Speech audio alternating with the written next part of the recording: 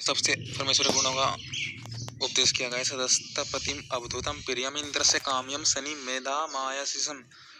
तो उसको बुद्धि मिलती है। फिर देखते हैं कैसे मनुष्य को एक तरह से कठिनाइयों से बच सकता है। वो जो व्यक्ति एक तरह से साधन होते हुए भी ज्ञान में रुचि रख रहा है, ज्ञान को लेने में हर परिस्थिति में काम करते हुए भी ज्ञान लेने की ही रुचि रखता है कि ज्ञान एक तरह से मिल जाए, ज्ञान उसे बहुत प्रिय है, तो ऐसा मनुष्य है फिर वह कठिनाइयों से, क्योंकि मार्ग में कठिनाई भी आती है, मार्ग में सबके कठिनाई आती है और कठिनाई आकर के हमको नष्ट भी कर दी है। कठिनाई हमारा क्षति भी पहुंचा देती है, हमको हानि भी पहुंचा लेती है कठिनाई।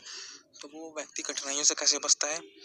वो व्यक्ति क्योंकि उसने ज्ञान में रुचि रखी है, तो ज्ञान में रुचि रखती उसे विश्वास है कि ये कार्य मैं इतने समय में कर लूंगा, इतना समय मुझको इतने समय लगेगा मुझको, बाकी की अपेक्षा में जल्दी कर लूंगा। तो फिर वह कठिनाइयों को निपटा के ले जाता है। सामान्य व्यक्ति तो, क्योंकि सामान्य व्यक्ति पर विशेष ज्ञान तो है नहीं, सामान्य ज्ञान है, तो वो तो कठिनाइयों को झेलता हुआ और फिर काम करेगा, क्योंकि वरना फिर उसका काम हाथ से निकल जाएगा। परंतु विशेष जो ज्ञान ले रहा है वो तो विशेष कठिनाइयों से लड़ करके फिर वहीं पर उसको पता है कि ज्ञान मैंने ले रखा है, मुझको विश्वास है कि मैं इस कार्य को इतनी जल्दी कर लूंगा, ऐसा कर लूंगा। तो वो तो उससे ज्यादा ज्ञान है, तो वो फिर ज्ञान से ही सुधार लेगा, वो ज्ञान से एक तरह से आगे बढ़ जाएगा। क्योंकि सामान्य व्यक्ति तो आपको पता ही है कि सामान्य व्यक्ति के हाथ में समय नहीं है। सामान्य व्यक्ति तो एक तरह से साधन खोजता है, कुछ परिस्थितियां खोजता है कि ऐसे ऐसी हो जाए तो ऐसी ऐसी मिल जाए। परंतु ज्ञानी तो जानता है कि मैंने तो सब परिस्थिति में काम रखा है, तो मैंने तो ज्ञान ले रखा है, मैं तो किसी परिस्थिति में कर लूंगा तरह से।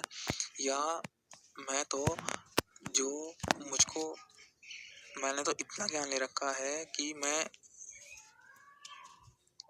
अनेक कार्य कर लूंगा तरह से। अनेक कार्य का काम है, इस परिस्थिति में ये कार्य ना हुआ हो, परंतु ये तो हो ही जाएगा। कि कठिनाई आगे आ जाने दो, तो कठिनाई से थोड़ा अपने आप को रोक, कठिनाई निपटा कर ही कार्य करता है इस तरह से। और फिर करते हुए कहता है कि जैसे कोई एग्जाम का बच्चा है, वो परीक्षा देने जा रहा है और कुछ बच्चे ऐसे होते हैं जिन पे देख देख के करते हैं कि ये वाला, परंतु जब पूरा ज्ञान लेता है तो कैसे पढ़ रखा है मैंने, सारा आ जाएगा, सारा कर दूंगा, जल्दी कर दूंगा। तो यही है कि वो तो सारा मतलब कैसा ही क्वेश्चन क्यों ना हो उस पर सारे आते हैं, कठिन से कठिन आते हैं, तो कठिन से कठिन परिस्थिति में भी वो कार्य कर लेगा, कठिन से कठिन समय में भी तरह से जल्दी कर लेगा कार्य। वो कठिनाई को निपटा करके भी जल्दी कर लेगा, कठिनाई को निपटा के कर लेगा, इसलिए जल्दी कर सकता है वो।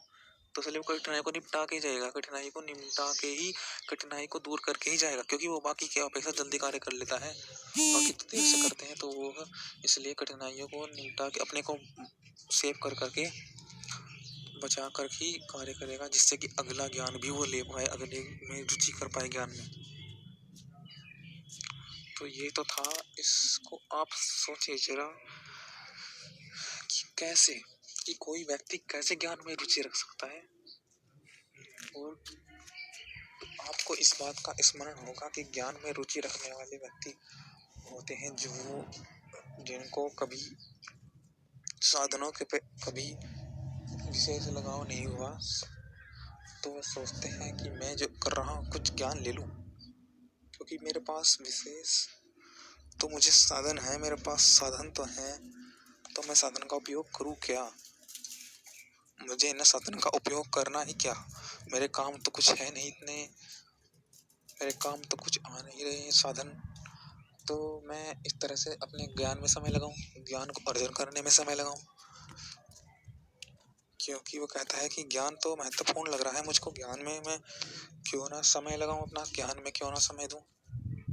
तो खाली समय में ज्ञान में समय देता है, और तो ज्ञान में समय देने वाला व्यक्ति जल्दी कार्य कर लेता है, वो बाकी की अपेक्षा जब तक इस स्कोप में कार्य करता है, स्कोप ज्यादा है उसका, तो कैसी भी कोई सी बड़ी बड़ी में भी जल्दी कर लेता है, बड़े सवाल भी, बड़ी परीक्षाएं भी हल कर लेता है वो, तो उसने ज्ञान में समय दिया है। तो ये कुछ विचार हैं, आप सोचना कि क्या कहना चाह रहे हैं। वैसे यही तो देखा भी नहीं। जो मनुष्य सरस सबके अधिष्ठान के आनंद परमात्मा की उपासना करते हैं, उपासना ज्ञान की तो उपासना है, तो परमेश्वर से आनंद ले रहा है कि हाँ किस समय परिस्थिति में भी कर लूँगा मैं, कि मेरे पास तो ये है, ज्ञान है, तो मैं अपने को बचा लूँगा। कैसे बचा लूँगा? न्याय, उत्कृष्ट न्यायाधीश को प्राप्त होता है वो फिर अपने आप को कठिनाई से, अपनी सती होने से बचा लेता है। अपने को हानि होने से बचा रहा है वो एक तरह से। ज्ञान से हम हानि होते हुए बच जाते हैं, हम शरीर की हानि से बच जाते हैं, हम मस्तिष्क बुद्धि की हानि से बच जाते हैं। सब वो उसकी बुद्धि भी और निरंतर बढ़ती चली जाती है। जो व्यक्ति ज्ञान के पीछे